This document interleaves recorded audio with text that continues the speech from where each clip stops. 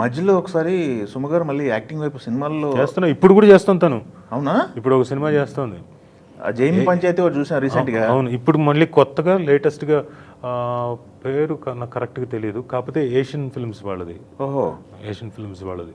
Main సబ్జెక్టా? Main character, one of the main character. One of the main character.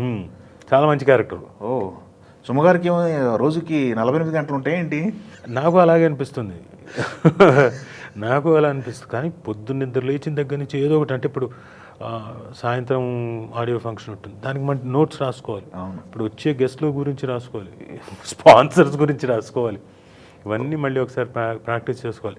ఈ మధ్యలో ఏదో ఒక ఇంటర్వ్యూ ఉంటుంది సాయంత్రం, అది 6 గంటలకు కదా, ఈ మధ్యలో 1 గంట నుంచి 3 గంటల లోపు 4 గంటలకు ఇంటర్వ్యూ ఒకటి ఉంటుంది.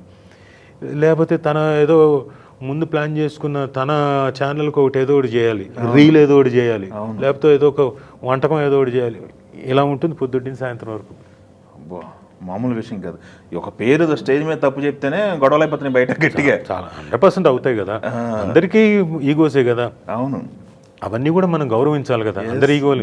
ఇప్పుడు చెయ్యి, నేను ఒక మాట అన్నాను, నన్ను ఇక్కడ ఇంటర్వ్యూకి పిలిచినప్పుడు నన్ను పెద్దగా గౌరవించకపోయినా మరి పరువు అయితే తీయకూడదు కదా. అంతే. అసలు ఇప్పుడు చిన్నది ఏం జరిగింది, ఇప్పుడు చెప్పాను టైటిల్ గురించి, సొమ్మలేకపోతే రాజీవ్ పరిస్థితి ఇలా ఉండేదా అని పెట్టడం, పక్కన వాళ్ళని మెచ్చుకోవడంలో తప్పేం లేదు, గ్రేట్.